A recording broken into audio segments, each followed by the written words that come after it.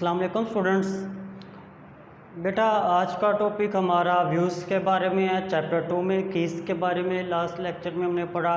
Very important topic था keys और उसकी types with respect to long, short और एमसीक्यूज़। आज उसके बारे में हम कुछ देखेंगे, एमसीक्यूज़ भी इसमें से क्या बन सकते हैं। तो वेरी इंपॉर्टेंट टॉपिक है, आपको पता होना चाहिए। प्राइमरी की बार बार यूज़ किया जाएगा। Every table must have an primary की, हर एक टेबल में प्राइमरी की होनी चाहिए। क्या होती है प्राइमरी की, तो ये वो आपने अच्छे से प्रिपेयर कर लेना था टॉपिक। अब नेक्स्ट जो हमारा टॉपिक है, फर्स्ट हम डिस्कस करते हैं अबाउट व्यू।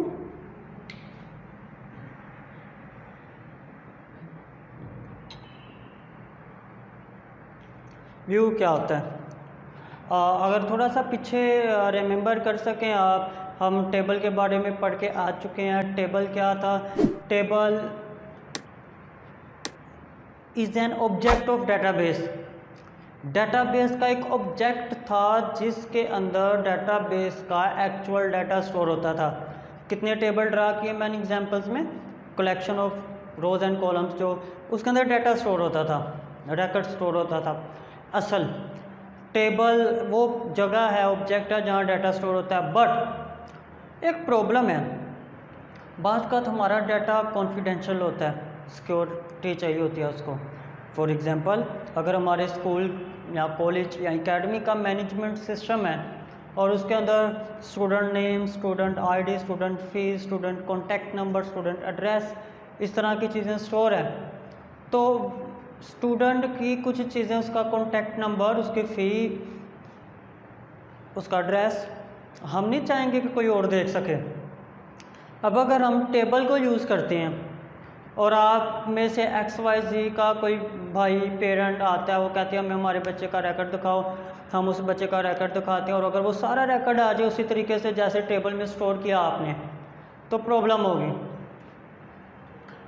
मे बी पास कोई बैठा उसको मिसयूज़ कर सके, मे बी हम खुद ही नहीं चाहते कि कुछ रिकॉर्ड दिखाया जाए, तो टेबल से हम डायरेक्ट लाकर रिट्राइव नहीं कर सकते आपका रिकॉर्ड। हम अपनी मर्ज़ी का डाटा दिखाना चाह रहे हैं, मतलब आपका नेम और आपका रिज़ल्ट कार्ड वगैरह जो इंफॉर्मेशन है, इस तरह की इंफॉर्मेशन सिर्फ टेबल में से ला के दिखाना चाह रहे हैं। तो हम क्या करेंगे, हम एक वर्चुअल टेबल क्रिएट करेंगे, एक झूठ मूठ का टेबल जिसको आप कहते हैं। एक ऐसा टेबल बनाएंगे जिसके अंदर सिर्फ वो इंफॉर्मेशन हो जो हम चाह रहे हैं अपने यूज़र को दिखाने के लिए, किसी को दिखाने के लिए। तो इस तरह का झूठा टेबल, वर्चुअल टेबल क्रिएट करके आप ये काम कर सकते हैं। अब जिसको मैं वर्चुअल टेबल कह रहा हूँ, झूठा टेबल कह रहा हूँ, जिसके अंदर आप अपनी मर्ज़ी की इंफॉर्मेशन यूज़र को दिखा सकते हैं, उसको व्यू का नाम दिया जाता है डेटाबेस के अंदर। तो व्यू इनफैक्ट क्या है? View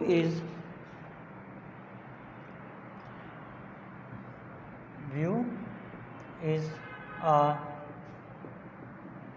virtual table. It is a virtual table. It is create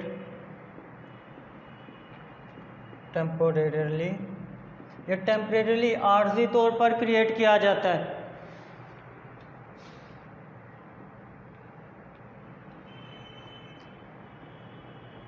purpose of view is to secure our data.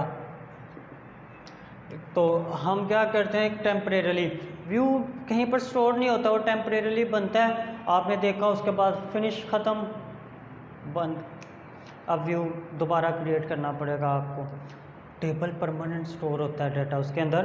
तो व्यू जो है, आप इसको सिक्योरिटी के पर्पस से अपनी मर्ज़ी का डाटा, अपनी मर्ज़ी का रिकॉर्ड, अपनी मर्ज़ी की फील्ड अगर आप दिखाना चाह रहे हैं किसी को, तो टेबल की बजाय आप उसका वर्चुअल टेबल क्रिएट करते हैं, झूठ मूठ का टेबल क्रिएट कर देते हैं, जो कि व्यू कहलाता है। तो view is a very powerful tool. Database में हमें एक बहुत अच्छा एक टूल मिला हुआ है व्यू। आप व्यू बनाएं और आप अपनी मर्ज़ी का डाटा दिखा सकते हैं। तो it is good for us to use view to make sure that our data remain secure from the unauthorised user. तो आप इसको क्रिएट कर सकते हैं। मैं क्यूरी लिखता हूँ। व्यू को क्रिएट करने के लिए क्यूरी क्या है? क्यूरी एक एसक्यूएल लैंग्वेज में लिखी गई स्टेटमेंट है। तो Curie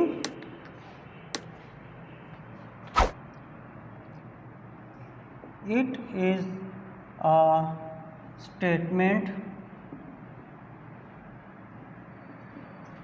written in SQL language। ये SQL लैंग्वेज में लिखी गई एक स्टेटमेंट है।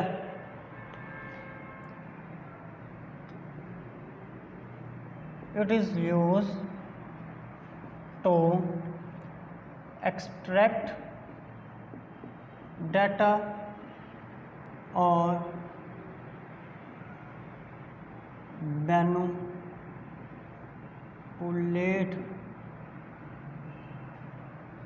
data more effectively। ये ज़्यादा अच्छे तरीके से आपके डाटा को मैनिपुलेट करता है। आप डाटा बेस के ऊपर ऑपरेशन परफॉर्म कर सकते हैं more effectively, more easily with the help of an query. तो क्यूरी लिखी जाती है किसी भी काम को करने के लिए।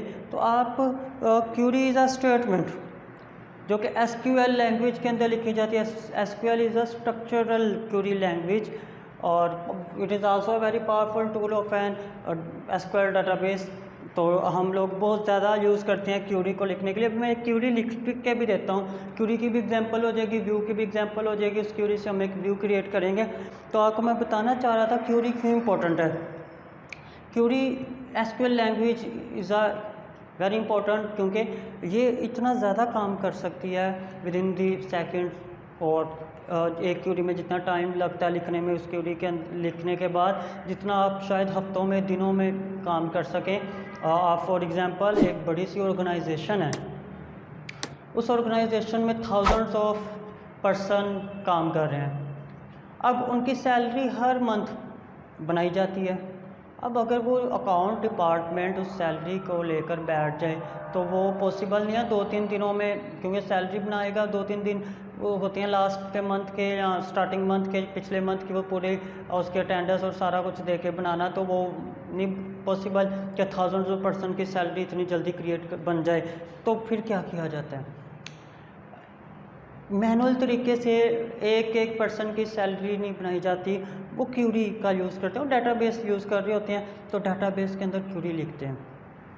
वो एक स्टेटमेंट, एक क्यूरी जिसको हम कह रहे हैं क्यूरी लिख देते हैं और उस क्यूरी के अंदर वो तमाम की तमाम कंडीशंस लगा देते हैं। अगर कोई पर्सन उसकी सैलरी इतनी है, उसने इतनी छुट्टियां किया तो इतनी फ़ीसद, इतने परसेंट, इतनी अमाउंट डिटेक्ट हो जाए। अगर किसी की नहीं है इतना बोनस हो जाए। वो इस तरीके से एक क्यूरी लिख देते हैं सोच के, जो टाइम लगता है उसको लिखता है कंडीशंस लगा के।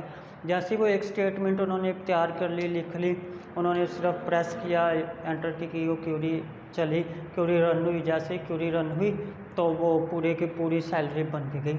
डाटाबेस के अंदर मौजूद है इनकी इंफॉर्मेशन। तो इंडिविजुअली नहीं किसी को बनाना पड़ा, किसी की सैलरी में इंक्रीमेंट करना है तो क्यूरी लिखेंगे और क्यूरी लिखने से वो सबकी सैलरी में इंक्रीमेंट हो जाएगा जितना वो चाह रहे हैं, जिसकी सैलरी में चाह रहे हैं।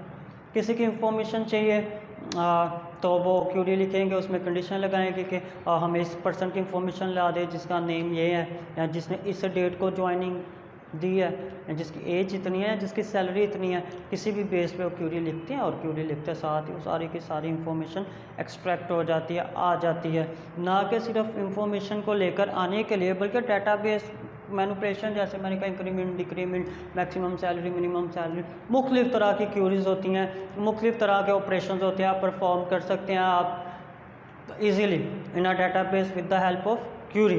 तो एक क्यूरी लिखते हैं क्रिएट करने के लिए व्यू, जो कि हमें दोनों की एग्जांपल में आ जाएगी, व्यू में भी आ जाएगी एंड क्यूरी की एग्जांपल में भी आ जाएगी।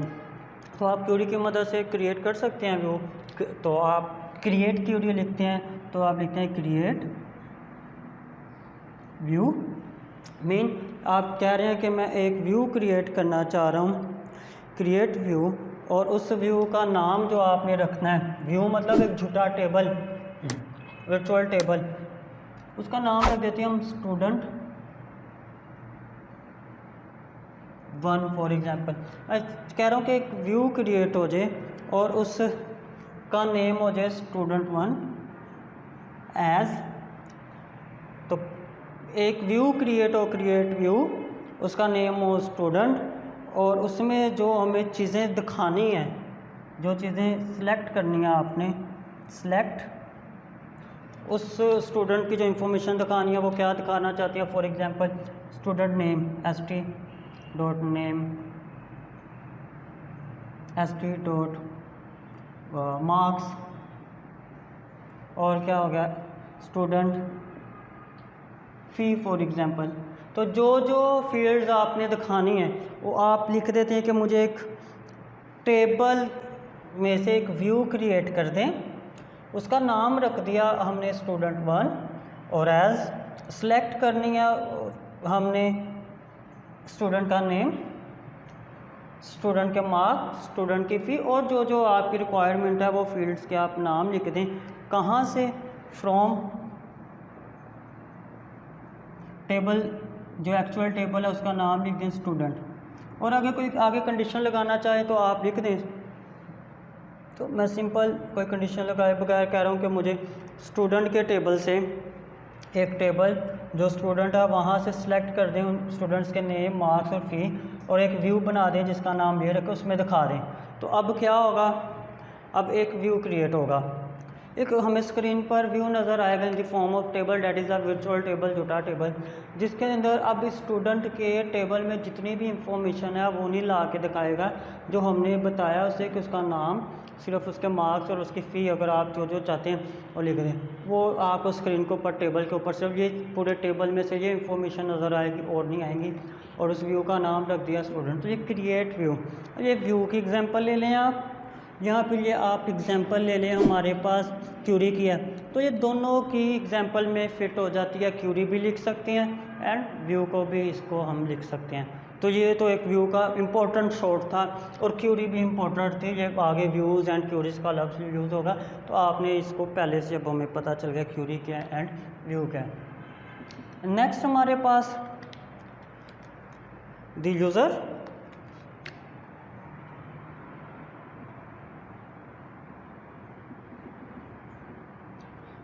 हु इज़ द यूज़र, इसको आप एंड यूज़र भी कह देते हैं, द यूज़र या फिर एंड यूज़र। यूज़र और एंड यूज़र से क्या मुराद है? यूज़र या एंड यूज़र से मुराद वो पर्सन जो कि डेटाबेस को इस्तेमाल कर रहा है, जिसके लिए डेटाबेस बनाया। फॉर एग्जांपल हम फेसबुक एक डेटाबेस है उसको यूज़ करें तो हम उसके यूज़र हैं, एंड यूज़र हैं, हमारे लिए बनाया गया। एनी अदर डेटाबेस जो बनाया गया तो जो उसको यूज़ कर रहा है, जिसके लिए बनाया गया, वो उसका एंड यूज़र है। तो user person is a person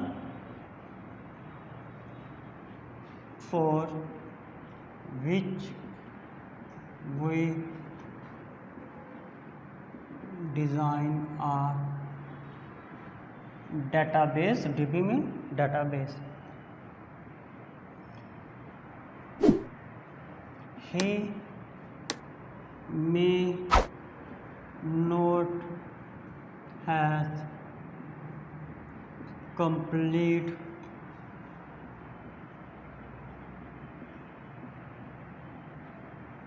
knowledge of DB, वो डेटाबेस का हो सकता है मुकम्मल नॉलेज ना रखते हो। मसलन एंड यूज़र में भी not a technical person.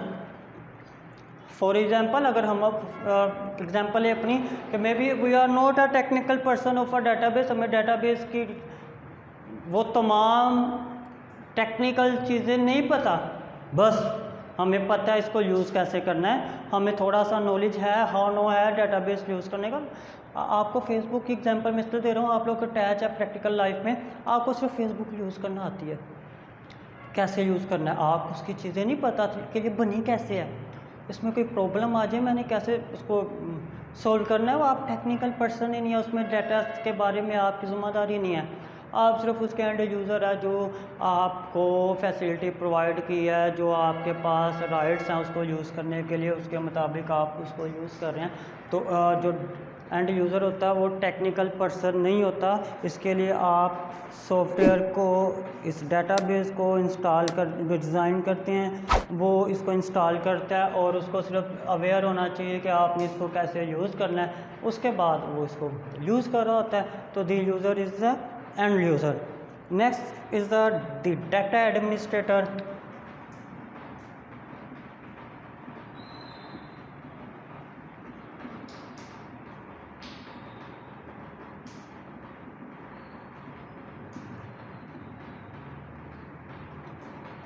The data administrator is a person, वो पर्सन जो कि रिस्पॉन्सिबल है हमारे डाटाबेस में मौजूद कंप्लीट डाटा के बारे में। उसने मैनेज करना है डाटा को, डाटाबेस में मौजूद डाटा को मैनेज कर रहा है। He is a responsible person only for the data. तो डाटाबेस में मौजूद डाटा को मैनेज करना है, तो वो काम है जिस पर्सन का। He is DB, data administrator. तो डाटा एडमिनिस्ट्रेटर हमारे पास एक पर्सन है, person who is responsible of data present in database. एक पर्सन जो कि ज़िम्मेदार है उस डाटा के बारे में जो कि हमारे डाटाबेस में मौजूद है, तो वो person is called data administrator. और उसने क्या करना है, उसने उसके अंदर डाटा अपडेट करना है, डाटा एंटर करना है, डाटा रिमूव करना है, लोगों को अवेयर करना है डाटाबेस के बारे में। अगर आपको यूज़र से रब्ता करना पड़ना है तो डाटा एडमिनिस्ट्रेटर करेगा। ठीक है, तो ये सारी की सारी जो जॉब डाटा एडमिनिस्ट्रेटर के सपोर्ट की जाती है वो आप समझें, जिसको आम ज़बान में कहते हैं ना डाटा एंट्री कर रहा है, डाटा एंट्री ऑपरेटर टाइप, ये भी उसी के अंदर आ जाता है। उसने डाटा भी एंटर करना है, डाटा अपडेट भी करना है, मेंटेन रखना है, यूज़र को बतानी है, कोई अपडेट देनी है डाटाबेस के बारे में, वो भी इसकी जिम्मेदारी आ जाती है। तो it serve as a bridge between user and data of the database. तो database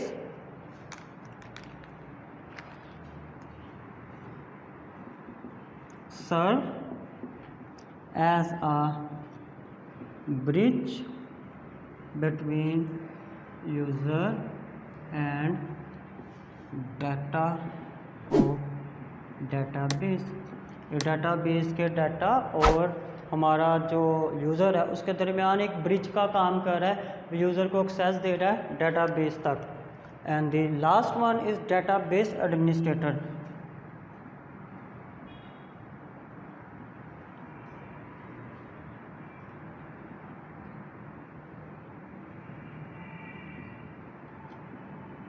Database administrator is a technical person about the database.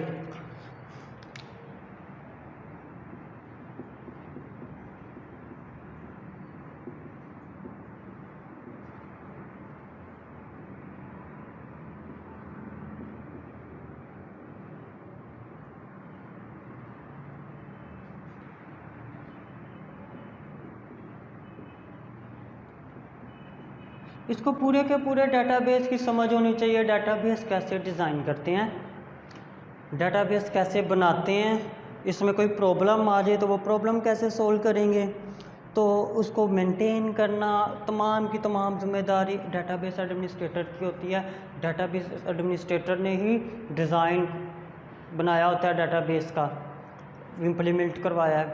इसमें कोई प्रॉब्लम आ गई, उस प्रॉब्लम का सलूशन देखना, उसको प्रॉब्लम को दूर करना। तो डाटाबेस का एक ऐसा पर्सन जो तमाम की तमाम इंफॉर्मेशन रखता है, उसको एनालिसिस करने की कैपेबिलिटी हो, उसके पास डिज़ाइन से लेकर और एंड यूज़र तक तमाम की तमाम इंफॉर्मेशन होनी चाहिए। एक ऐसा टेक्निकल बंदा होता है, he is more technical than DA, data administrator से। और जब ये डिज़ाइन ही कर रहा है तो डेफिनेटली कि ये ज़्यादा टेक्निकल पर्सन है इसलिए वो डिज़ाइन करे, उसके पास इंफॉर्मेशन ज़्यादा है, उसको पता है डेटाबेस के पीछे कौन सा स्ट्रक्चर यूज़ किया है, अगर इसमें कोई प्रॉब्लम आ गई तो मैं उसको ठीक कैसे करूँगा। मे बी डीए जो डाटा एडमिनिस्ट्रेटर है वो उसमें आने वाली प्रॉब्लम्स को सॉल्यूशन ना जानता हो, उसको सिर्फ उसका यूज़ पता है कि डाटा को कैसे मैनेज करना है, ये पता है। बट अगर स्ट्रक्चर में कोई प्रॉब्लम आ गई तो वो जिम्मेदारी आ जाती है डेटाबेस एडमिनिस्ट्रेटर की। तो ये हमारे पास 3 पर्सन हैं जो कि अपनी अपनी हायरार्की में आते हैं। फॉर एग्जांपल यूज़र, हम एंड यूज़र जिसके लिए डेटाबेस डिज़ाइन किया है। डाटा एडमिनिस्ट्रेटर वो पर्सन जो ब्रिज के तौर पर काम कर रहा है डाटा में और डाटाबेस में। And database administrator is a technical person which is responsible of complete database, उसको डिज़ाइन करने के बारे में, उसमें प्रॉब्लम्स के बारे में, उसमें एनालिसिस के बारे में उसको सुपरवाइज़ कर रहा होता है हर लिहाज से। तो यहाँ तक हमारा चैप्टर नंबर 2 था। चैप्टर नंबर 2 एंड होता है। नेक्स्ट लेक्चर में हम इंशाल्लाह चैप्टर 3 के साथ नए टॉपिक को डिस्कस करेंगे। इसमें कोई प्रॉब्लम हो तो लाजमी उसको नोट आउट करें। आज का टॉपिक बहुत सारे इजी थे, छोटी सी 4-5 डेफिनेशंस थी, तो आप इसको नोट आउट करें। कोई प्रॉब्लम है तो डिस्कशन सेशन में आप सवाल पूछ सकते हैं लाजमी। नेक्स्ट लेक्चर तक के लिए अल्लाह हाफिज़, टेक केयर।